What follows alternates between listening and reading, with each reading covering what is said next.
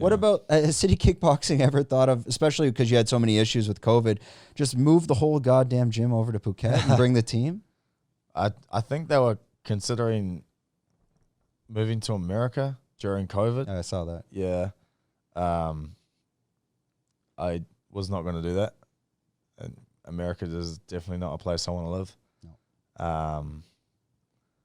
But that was like looking like a reality for a few of them. They were keen. They were like happy to do that. I was going to continue doing the 2-week quarantines because I felt that I would prefer to do the 2 weeks and stay in New Zealand versus moving my whole family over there. My partner didn't want to move back there. I don't want my kid to grow up in America. Like, yeah, man. No, I've already said this to everyone back home. I'm not going back. I said, here's my pin. Come find me.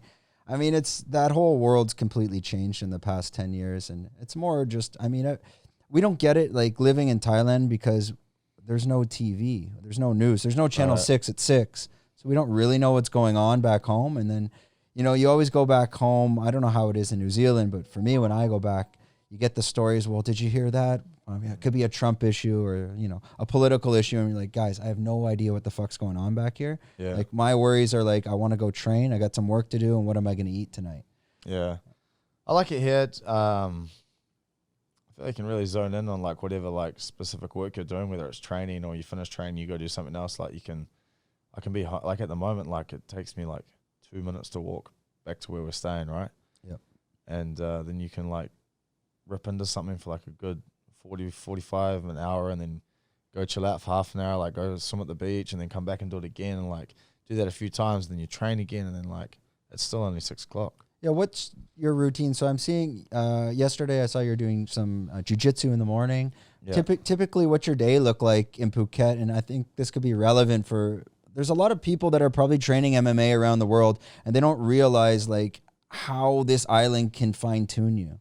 Yeah. Like, I train a lot here because, number one, I feel like it's a waste to come all the way over here and not like get into it.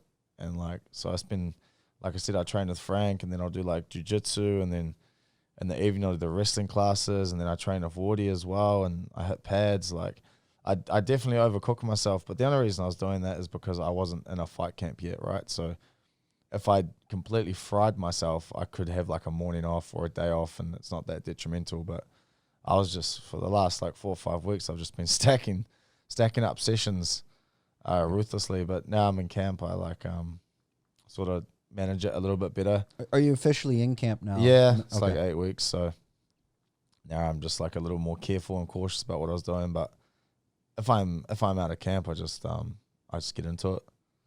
Go for and it. And then are you kind of during the time off, you're at the beach, you're grabbing, you're just this, a lot of people don't understand how simple it is. Like you're getting, and the food is quite good. The only problem I find in Thailand is when you're eating Thai food, like maybe the protein's a bit low. So you got to double it up. It's definitely like not the ideal food to diet, right? To like make weight. So that's where it can start to get a little more costly is like when you start buying Western food over here. But if you have a kitchen and stuff, it's still really cheap.